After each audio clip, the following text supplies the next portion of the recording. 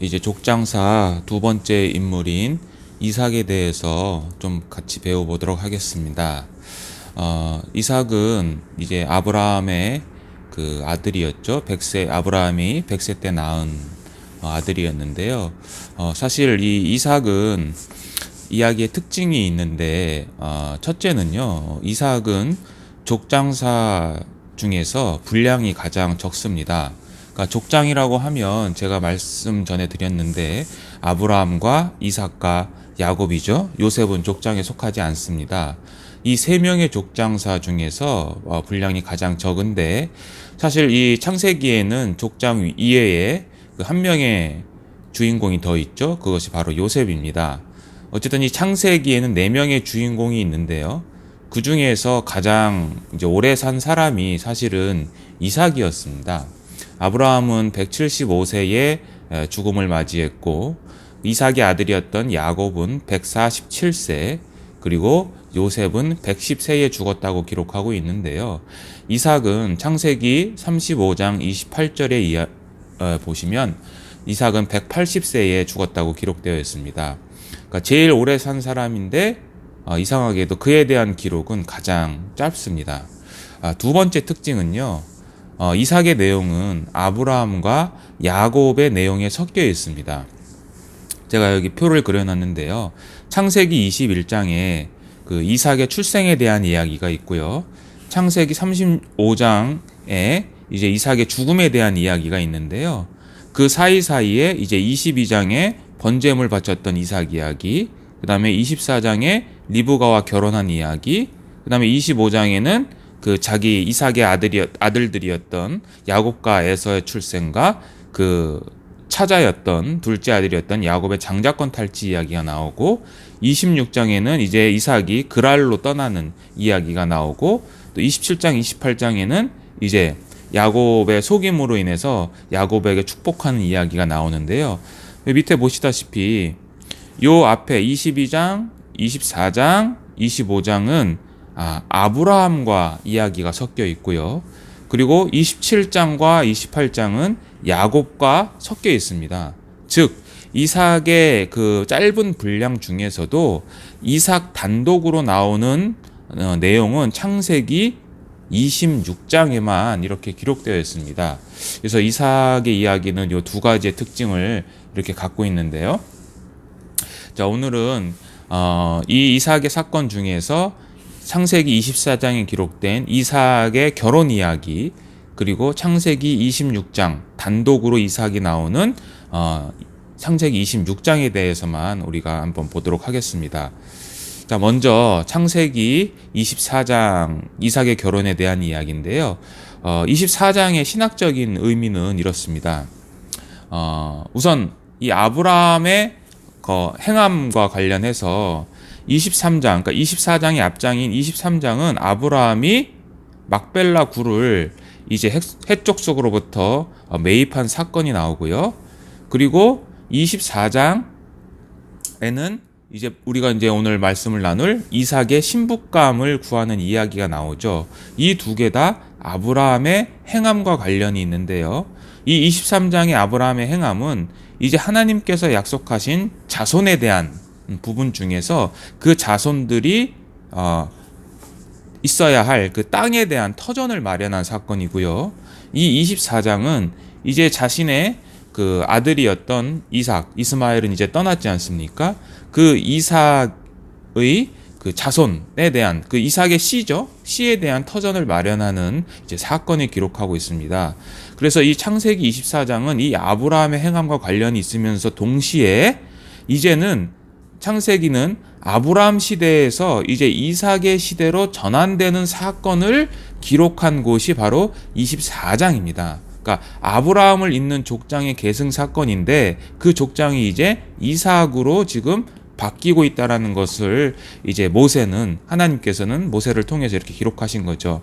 그 이유가 뭐냐면, 창세기 24장에는 이제 그 늙은 종이 나오는데, 그 늙은 종이 아브라함을 향해서 아브라함의 종이라는 표현이 13번이 나오고요. 그리고 그 늙은 종이 자신의 대해서, 그러니까 아브라함에 대해서 내 주인 또는 주인이라는 표현을 25번을 사용을 합니다. 전반부에는. 그러니까 그런데 이 창세기 24장의 마지막에는 이 늙은 종이 내 주인이라는 표현을 누구를 향해서 이야기를 하냐면 이제 에서가 아니죠. 이삭을 향해서 이야기를 하는 거죠. 그러니까 전반부는 늙은 종이 아브라함에서 이제는 후반부에 가서는 내 주인이 이제는 아브라함이 아니라 그 이삭이라는 것을 말함으로 말미암아 이제는 이 족장이 이삭으로 이제 바뀌고 있다라는 것을 보여주는 겁니다. 그래서 창세기 24장의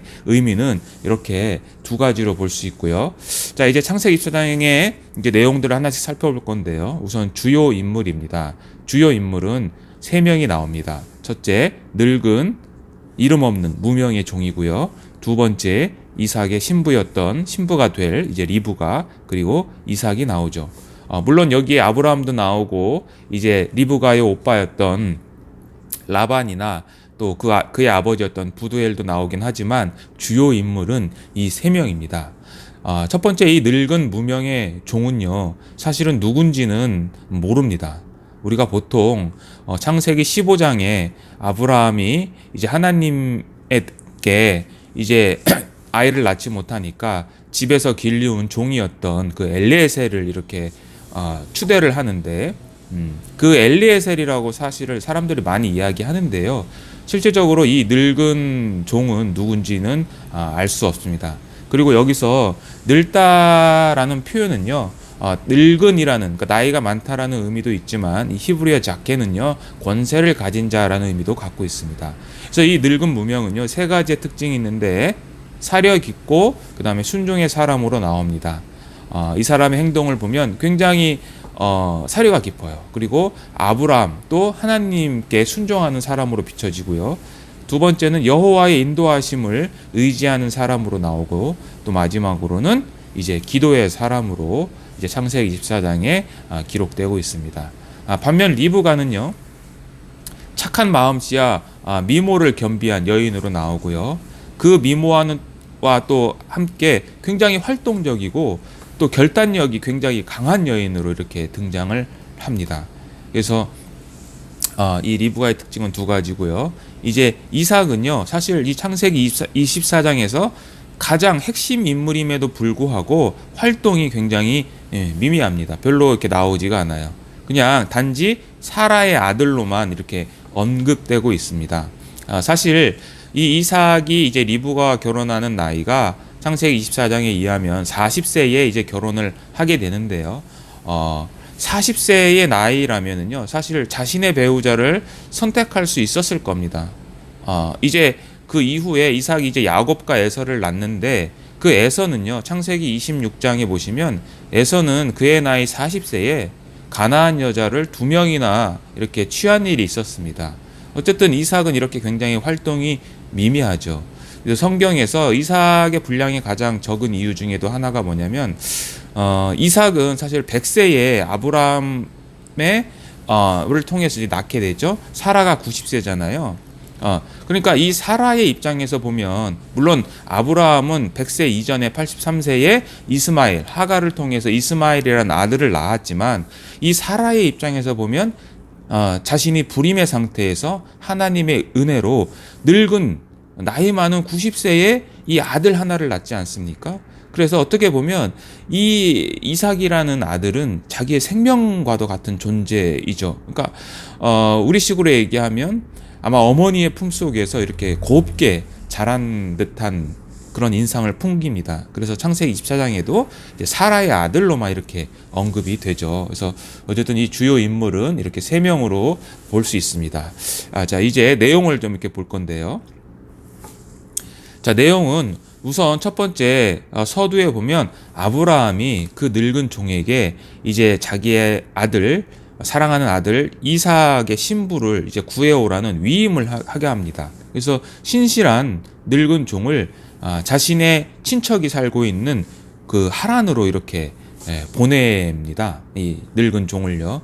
하란까지는 지금 아브라함이 살고 있는 이 브엘세바에서부터는 약 800km 정도 떨어진 곳입니다. 그래서 그에게 무엇을 요구하냐면 고향 땅에 가서 그 고향 땅에 있는 여자, 자기 친족이죠. 친족을 이제 이삭에게 데려올 것을 꼭 이야기를 합니다. 그래서 이 종이 물어보죠. 만약에 그 여인이, 결혼할 여인이 이 땅으로 오지 않는다고 했을 때 이삭을 데리고 가야 되느냐라고 물어봤을 때 아브라함은 결코 그렇게 해서는 안 된다라고 이삭을 데려올 것을 굉장히 강조를 하죠. 그렇게 이야기를 하면서 이제 아브라함과 엘리에셀이 이제 엘리에셀에게 자신의 환도뼈 아래에 손을 넣어서 맹세하게 하는 이 서약을 하게 하는데요.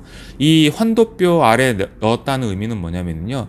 우리 성경의 환도뼈로 번역된 히브리어 야레크는요. 사실은 생식기를 이 의미를 합니다. 그래서 이것은 생명의 근원이거든요. 그래서 창세기 46장 26절에 보시면 이런 말씀이 있습니다. 야곱이 그 애굽에 이제 내려가는데 그 야곱의 식구들이 이제 같이 내려갑니다. 그때 이런 표현이 있어요. 야곱과 함께 애굽에 들어간 자는 야곱의 며느리들 외에 66명이니 이는 다 야곱의 몸에서 태어난 자. 여기서 몸이라고 번역한 이 히브리어는 바로 환도뼈라고 번역한 야레크와 동일한 단어이고요. 출애굽기 1장 5절에도 야곱의 허리에서 나온 사람이 70명이라는 표현이 있는데 그 허리라는 표현도 야레크, 동일한 표현입니다.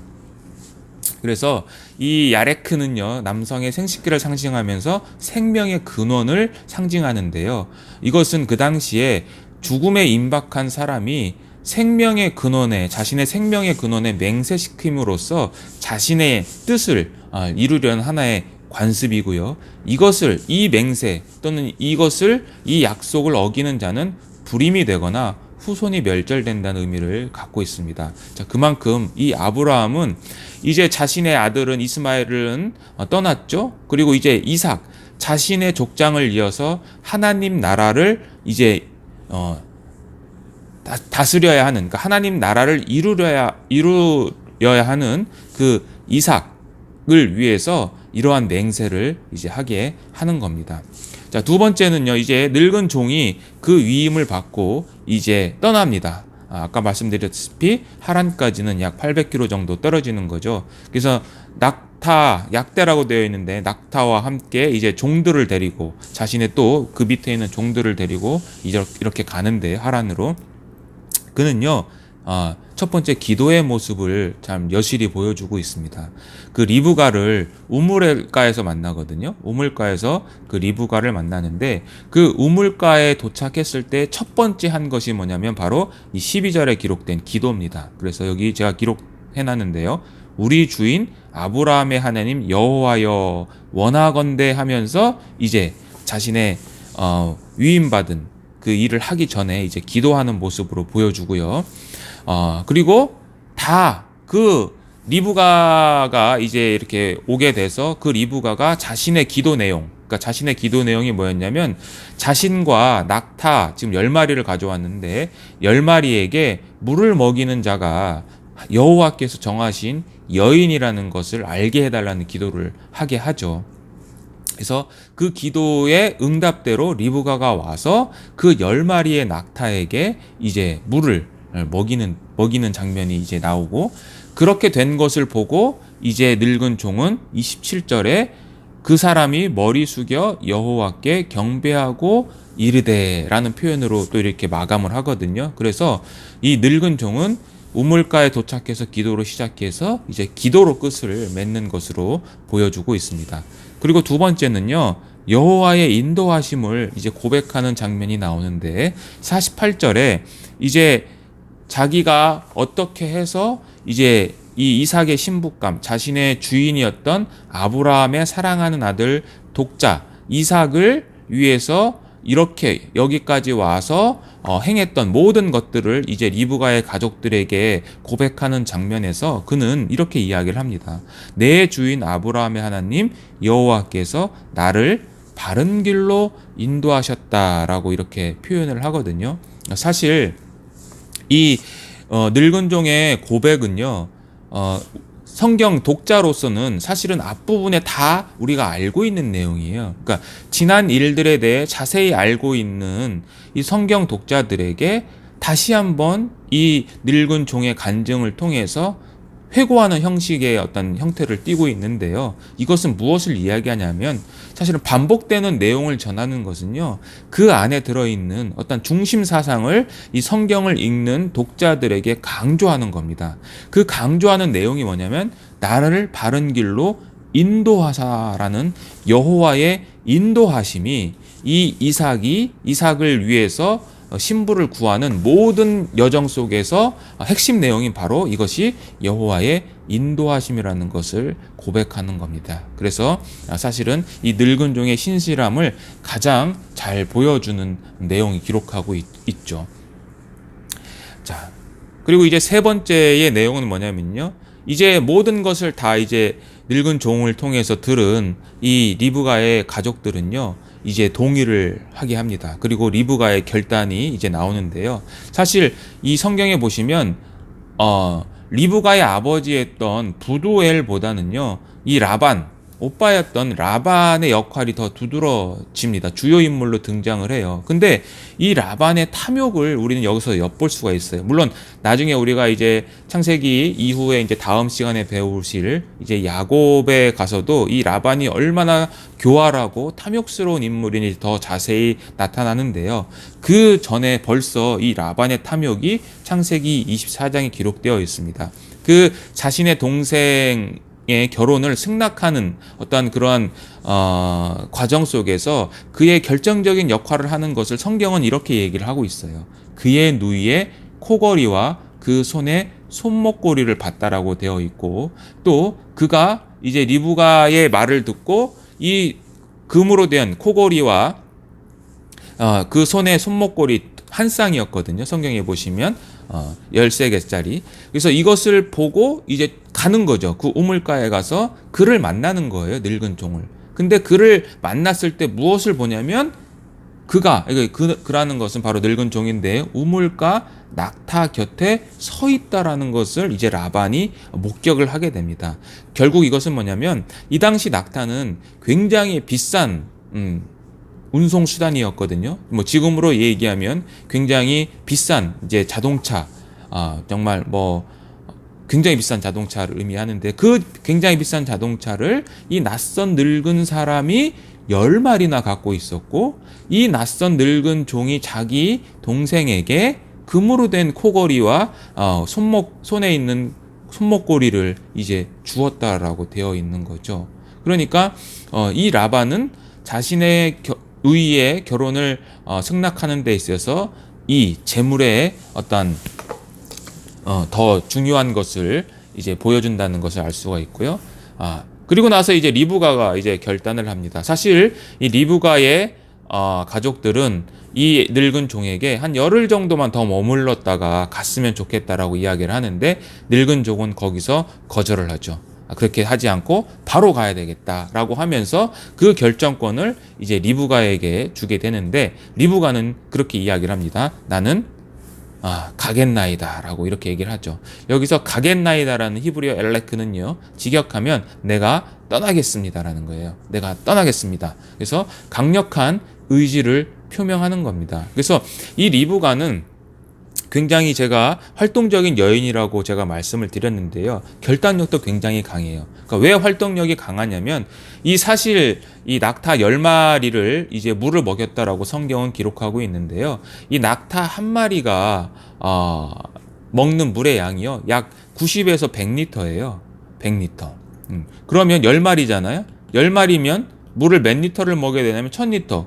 그러니까 1톤을 먹여야 되는 건데, 이 1톤의 물을 한번 여러분들이 생각해 보십시오. 이 1톤의 물을 한 자리에서 이렇게 먹인 것도 아니고 그 물을 길어다 주고 했다라는 것은 리브가가 굉장히 활동적인 여인이라는 것을 알 수가 있습니다. 그래서 활동적인 여인이면서도 동시에 결단력이 굉장히 신속하고 빠른 그런 여인으로 나오는 거죠. 그래서 어쨌든 리브가는 이렇게, 나는 이 사람을 쫓아서 이제 얼굴도 보지 못한 그 이삭 이삭의 아내가 되기 위해서 자기의 고향을 떠나겠다라고 이렇게 강하게 의지를 표명하는 거죠.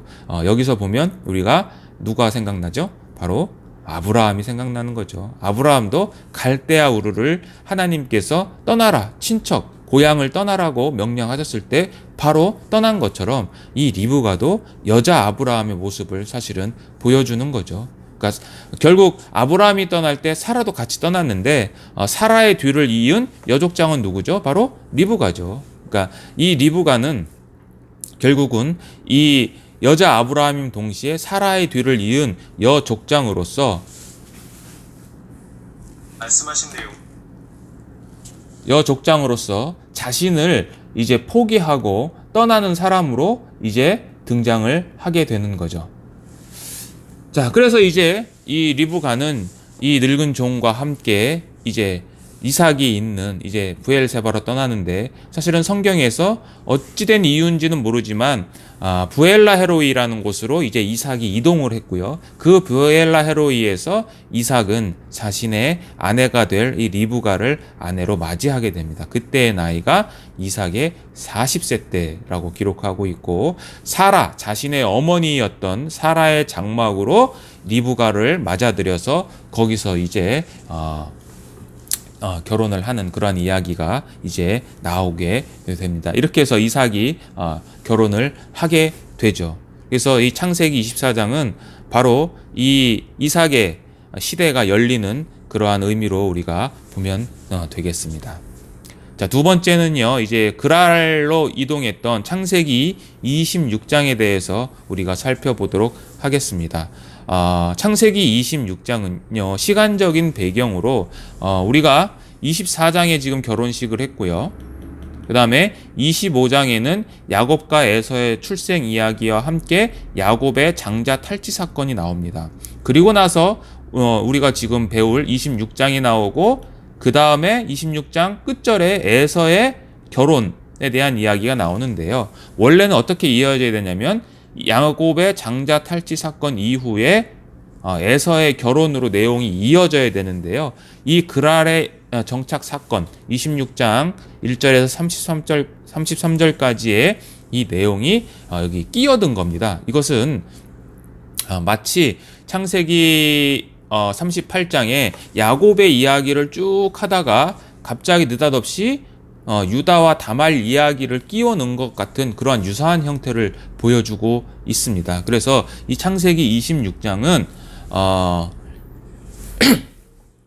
이 25장과 26장 끝절에 끼어든 장이라고 우리가 이렇게 이해하시면 되고요. 이 창세기 26장의 내용은요, 사실은 그의 아버지였던 아브라함과 굉장히 유사한 점을 띠고 있는데요. 첫 번째는요, 기근을 만나죠. 약속의 땅에서 이제 기근을 만납니다.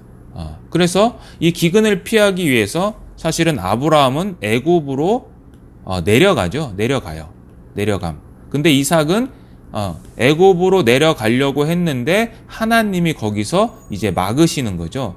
막아서 어디로 거주를 하게 되냐면 이제 그랄 땅에 이제 거하게 되는 거죠. 이 그랄 땅은요, 네게부 사막에 위치한 곳으로서 강수량이 매우 적은 곳입니다. 어쨌든 첫 번째가 약속의 땅에서 기근을 만나죠. 그리고 그랄 왕 아비멜렉에게 자신의 아내를 여동생으로 이제 속이는 사건이 나옵니다. 사실 아브라함과 동일한 실패를 보여주는 거죠. 그러니까 이것은 뭐냐면, 사실은 창세기 22장에서 아브라함과 이삭, 특히 이삭이죠. 이삭은 자신의 아버지에 의해서 결박을 당했을 때 순종하는 모습을 보여줬고, 거기서 여호와 이레, 하나님을 경험하는 아주 큰 사건을 경험했음에도 불구하고 여전히 지금 동일하게 자신의 아버지와 동일한 문제로 실패하는 모습을 보여주는 거죠.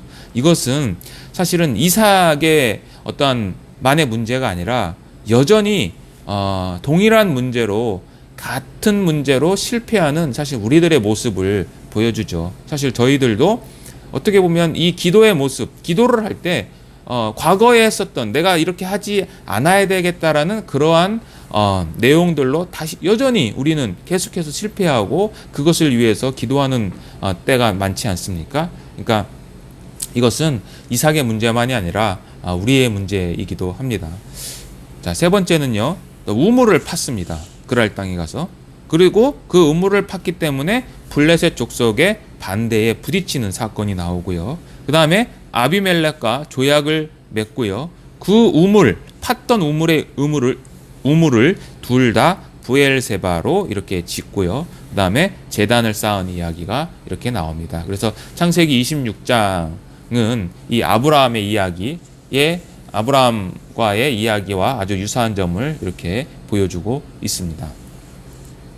자, 이제 그랄에 정착을 이제 하게 되는데 그때 하나님께서 6가지의 약속을 하십니다. 여기 보시면 여호와께서 이삭에게 나타나 이르시되 애굽으로 내려가지 말고 내가 내게 지시하는 땅에 거주하라 라고 이렇게 이야기를 하면서 3절과 4절에 6가지의 약속을 주세요. 첫 번째는요, 함께 하심이라는 복을 주십니다. 3절에. 두 번째는요, 이삭과 그의 자손에게 모든 땅을 주어서 아브라함에게 맹세한 것을 이루겠다라고 하십니다. 여기 아브라함에게 맹세한 것을 이룬다라고 하시죠.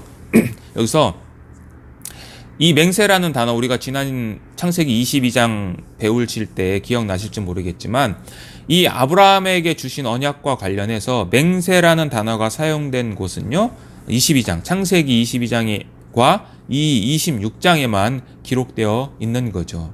그리고 이 이삭에게 있어서 이 맹세라는 이 단어, 하나님께서 말씀하신 이 맹세라는 단어는 아마도 남다른 의미로 다가왔을 거예요.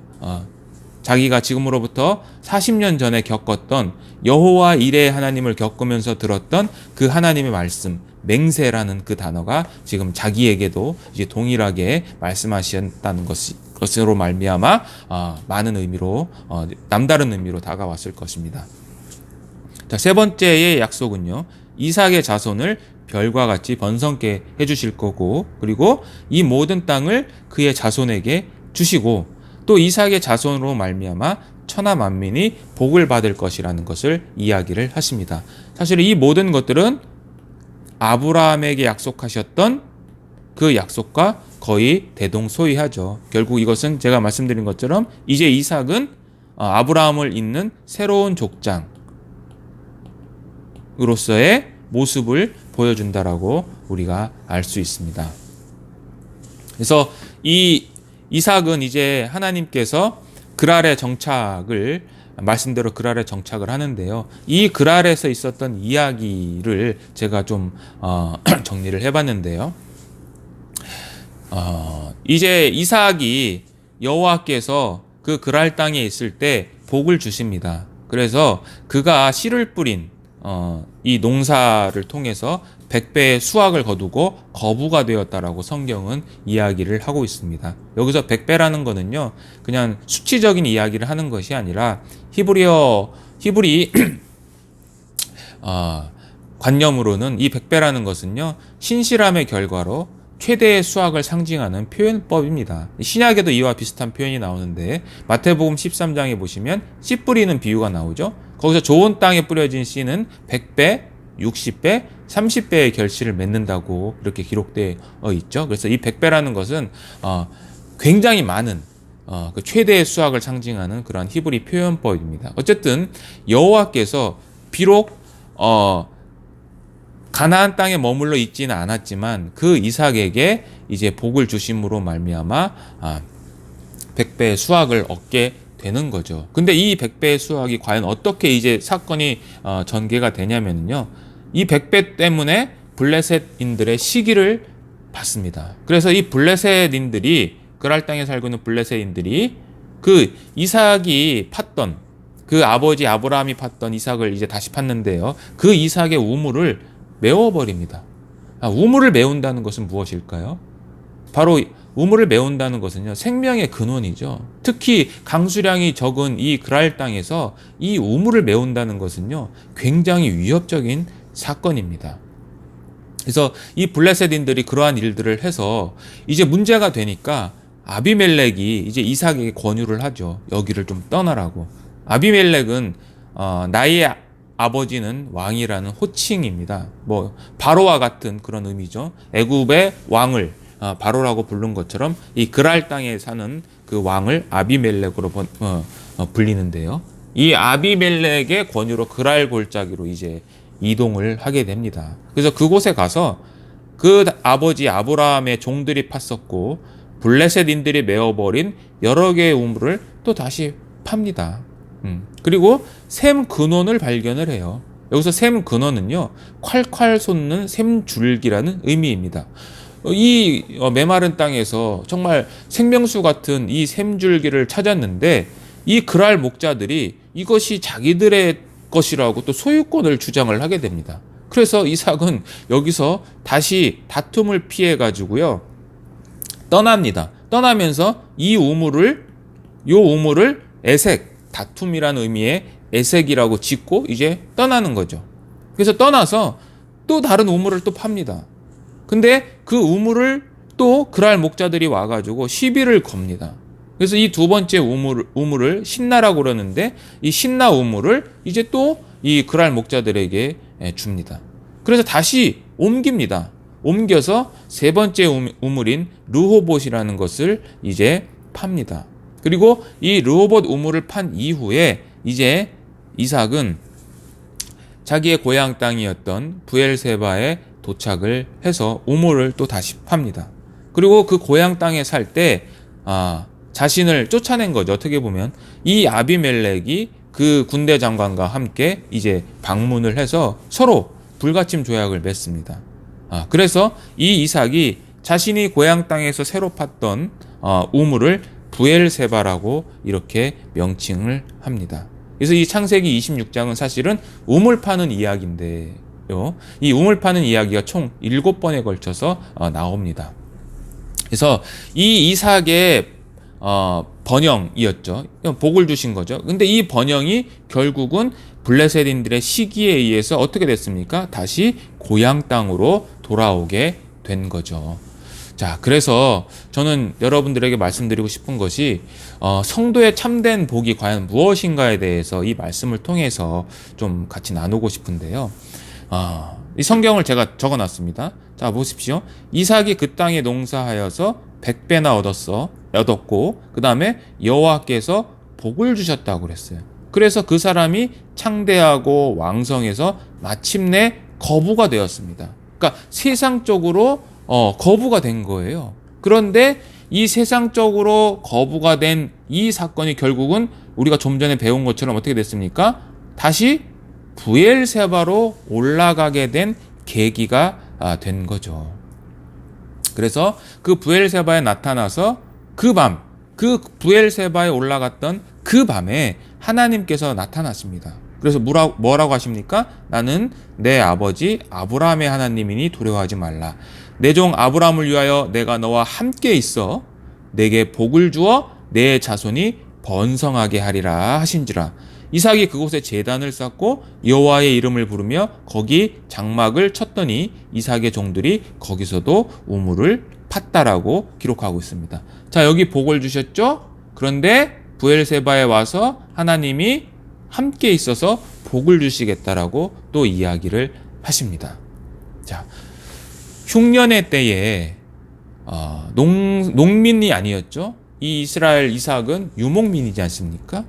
이 흉년의 때, 기근의 때에 유목민에게 주신 하나님의 복이죠. 100배라는 것은요. 그러나 진정한 복은 무엇일까요? 진정한 복은 브엘세바로 귀환한 24절에 나오는 게 사실은 이삭으로서 또는 우리가 오늘날 살고 있는 성도로서 진정한 복은 바로 이 24절에 진정한 복이 나옵니다. 진정한 복이 무엇입니까? 여기 내가 너와 어떻게 한다고요? 함께 있는 거죠. 내가 너와 함께 있다라는 거죠. 결국 성도의 참된 복은요, 세상의 형통이 아닌 거죠.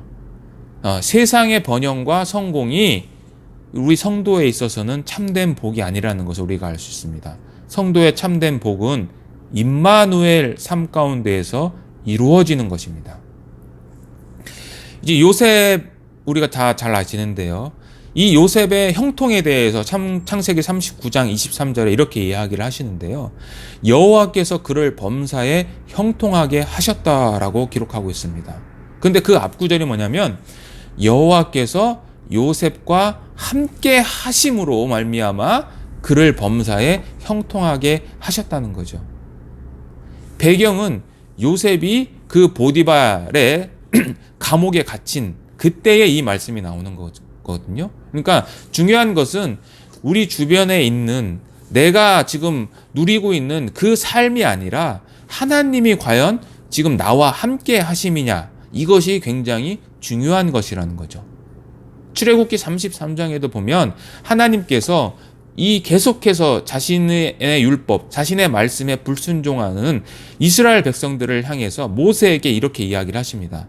네가 애굽 땅에서 인도하여 낸 백성과 함께 여기를 떠나서 내가 아브람과 이삭과 야곱에게 맹세하여 주기로 한 그 땅으로 올라가라라고 이야기를 하십니다. 그러면서 어떻게 얘기를 하시냐면 내가 너희들이 올라갈 때에 내가 천사를 너희보다 앞서 보내서 그 가나안 사람들을 다 쫓아내고 너희를 젖과 꿀이 흐르는 땅에 이르게 하겠다라고 이야기를 하십니다. 그런데 끝절이 뭐냐면 그렇지만 나는 너희와 함께 올라가지 않겠다라고 하십니다. 하나님이 모든 걸 다 주시는 거예요. 사자를 보내시죠. 그리고 그 가나안 7족속을 다 쫓아내 주시는 거죠. 그리고 그 땅, 젖과 꿀이 흐르는 그 아브라함에게 약속했던 젖과 꿀이 땅에 이르게 한다라고 하신 거죠. 그러니까 인간적인 성공과 번영과 형통이 다 이루어지는 겁니다. 그런데 하나님 뭐라고 하십니까? 자신은 함께 가지 않겠다라고 하는 거죠. 우리가 모든 것을 다 누리고 있는데 하나님이 함께 하시지 않는 땅이라면 거기가 결코 축복의 땅이 될 수 없는 거죠. 하나님이 함께 하시느냐는 것이 과연 얼마큼 중요한 것인지 이 말씀을 통해서 우리가 알 수 있습니다. 자, 이럴 때에 우리는 무엇을 요구해야 됩니까? 우리는 하나님 그분만을 원해야 되는 거죠. 자, 이삭을 또 한번 보겠습니다. 이삭이 이 자신의 땅, 고향 땅에 이제 브엘세바로 돌아와서 드디어 하나님의 임재를 경험하게 됩니다. 그 임재를 경험하게 된 가장 큰 어떤 요인이 된 사건은 뭐냐면 그 자신의 아버지가 팠던 그 우물을 다시 판 것이에요. 그들과 싸우지 않았습니다. 그는 그들과 다투지 않고 그때마다 다시 아버지의 팠던 우물을 다시 판 거죠. 자, 우리가 이 세상을 살아갈 때에 또는 어려움을 겪을 때에 하나님을 만나지 못할 때에 우리는 어떻게 해야 됩니까? 우리는 부흥을 위해서 또는 교회의 성장을 위해서 새로운 방법이나 기술을 개발할 때가 우리는 많이 있습니다. 그러나 우리는 새로운 방법이나 어떤 새로운 것을 우리가 연구하고 개발하는 것이 먼저가 아니라 우리는 예레미야에 기록된 말씀처럼 옛적 길, 곧 선한 길이 어디인지 알아봐야 됩니다. 마치 이삭이 아브라함 때 팠던 우물을 다시 판 것처럼 우리의 과거에 하나님께서 우리와 함께 역사하셨던 그것을 찾아서 그것을 통해서 우리는 하나님의 일을 계속해서 이루어야 한다는 것입니다. 세상은 어떻게 보면 늘 우리의 샘물을 막아버립니다. 과거나 2000년 전이나 오늘이나 세상은 늘 교회를 대적하고 성도를 대적하고 하나님을 대적하면서 생명의 근원이신 예수 그리스도를 막아버립니다. 그래서 우리에게 필요한 것은 새로운 방법이 아니라 우리가 하나님께 은혜 받았던 그 과거에 있었던 그러한 일들을 먼저 생각해 봐야 되는 것이 우리는 먼저 우선시 돼야 됩니다. 에베소 교회에게 주님께서 이렇게 말씀하셨습니다. 어디서 떨어졌는지를 생각하고 회개하여 처음 행위를 가지라라고 말씀하셨습니다. 우리가 왜 지금 이렇게 살고 있는지, 왜 이렇게 나약하게 살고 있는지 우리는 곰곰이 생각해 봐야 됩니다. 어디서 떨어졌는지, 어디서 우리의 불순종으로 말미암아 주님의 은혜로부터 떨어졌는지 우리는 기억해야 됩니다. 또 우리는 사실은 과거나 전통을 결탄코 자랑해서는 안 됩니다. 주님만 자랑해야 됩니다. 구원받은 것은 우리에게 복된 은혜입니다. 그러나 결코 자랑할 것은 아닙니다. 왜요? 그것은 전적으로 하나님의 은혜인 것뿐만 아니라 사실은 우리만 구원받은 것이 아닙니다. 우리만 구원받은 성도가 아니라는 거죠. 하나님께서는 지금도 얼마든지 돌들로도 아브라함의 자손을 만드실 수 있으신 분입니다. 속으로 아브라함이 우리 조상이라고 생각하지 말라고 세례 요한이 외쳤습니다. 이것은 우리에게도 교훈입니다. 우리만 구원받았다는 것이 아닙니다. 우리만 구원받은 것이 아니라 우리 외에도 많은 사람들이 구원을 받았고 하나님의 은혜를 받고 있습니다. 그래서 우리의 과거, 우리가 과거에 어떻게 했다, 우리의 행위가 어떻게 되었었다, 이것을 자랑할 것이 아니라 하나님이 과연 우리와 지금 함께 계시고 우리가 과연 살아가고 있는 이 모습이 과연 하나님의 말씀에 따라서 살아가고 있는지, 그 과거에 하나님께서 역사하셨던 그 방법대로 우리가 지금 일하고 있는지, 그러한 것들을 되돌아보는 귀한 시간이 되었으면 합니다. 그래서 이 성도의 참된 복은 이 세상에서의 부귀영화가 아니라 그것을 통해서 하나님을 만나야 된다는 것이 우리가 참된 복이라는 것을 다시 한번 말씀을 드리면서 오늘 이삭에 대해서 말씀을 마치도록 하겠습니다. 수고하셨습니다. 감사합니다.